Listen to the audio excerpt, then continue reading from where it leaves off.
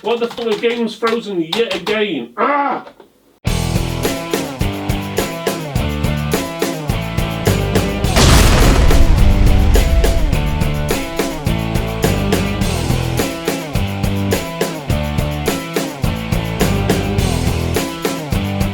Okay, today we're looking at the Be Quiet Dark Rock Slim. This is a CPU cooler which is in a tower design. It's got a 120mm fan on there. It's classed as high end, as the label says, so that's sounds pretty good. It's got a retail price of $54.99. That's $54.99 UK pounds.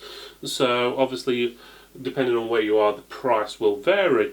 But as you can see from the packaging, it looks pretty nice. You can't see too much because obviously it's black on black, but it's not too bad.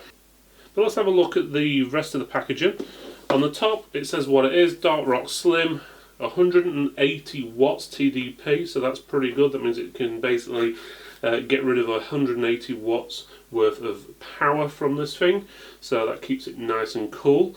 Obviously, if your CPU is producing more than 180 watts of power, then obviously this isn't going to keep it cool, and then you'd need something a bit higher end like a water cooler or something along that lines, or the Dark Rock Pro 4, which I think goes up to about 250 watts. So on the other side you've got about Be Quiet, and then you've got the specifications on there, so it tells you the full dimensions on there, which is 159mm by 127 by 72, and the weight is 620 grams, so it's roughly not far off half of the weight of the Dark Rock Pro 4.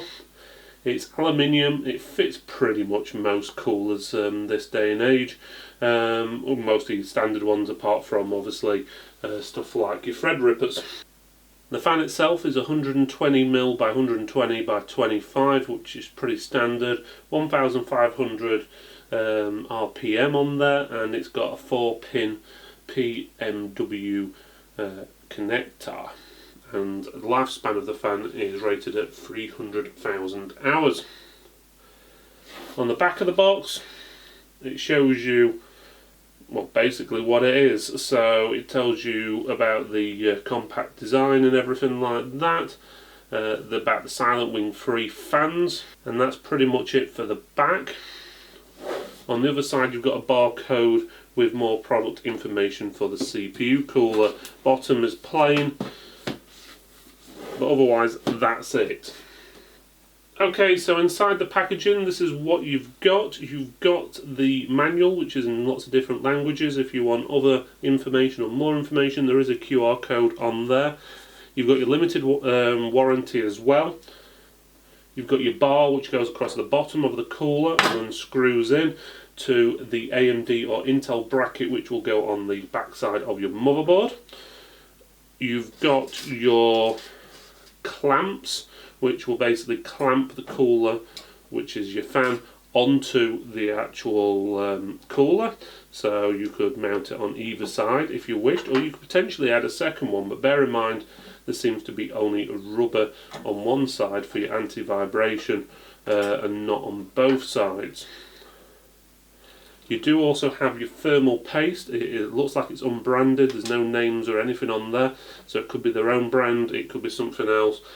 It will be nice for them to include a branded or named thermal paste inside there, considering the price of the product, which is in the round about the £55 mark. And then you've got your 120mm fan as well.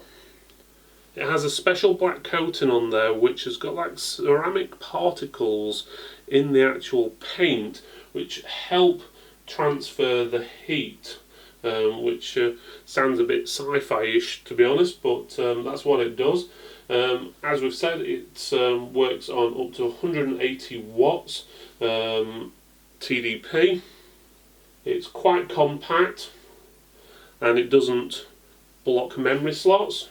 It's virtually inaudible Silent Wing free 120mm PMW fan.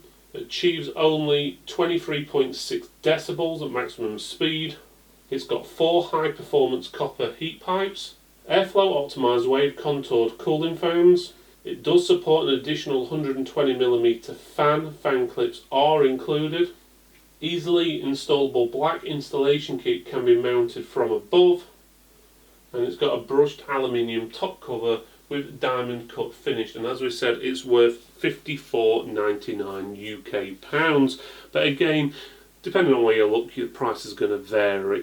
But it gives you a rough idea. So your fan will basically go onto there like that, and then you get the clips which will then clip it on the sides, and you can add a second fan there, but you haven't got the rubber what goes down there for the anti-vibration, which is a slight shame. It would have been nice for them to include that, so if you did have a second fan. So on the bottom you've got quite a nice shiny base. I don't see any imperfections on there or anything like that. So there's 4 heat pipes in total. They loop round, so depending on how you look at it, some people class that as 8, but it's actually 4. The fins seem quite compact, so that's good, so it allows maximum airflow over the fins, which allows it to cool it down better. The top looks quite mechanical. You've got the heat pipe connections there, so 4 on each side, obviously because they loop round, so that looks pretty good, and it's got the logo there. Okay, so now down to the testing. Coolers were tested in a real life environment inside a mid-range case with an Intel i5 9600K processor running at stock speeds. While testing took place, no other programs were running, and the machine was disconnected from the network just in case it tried to start downloading updates.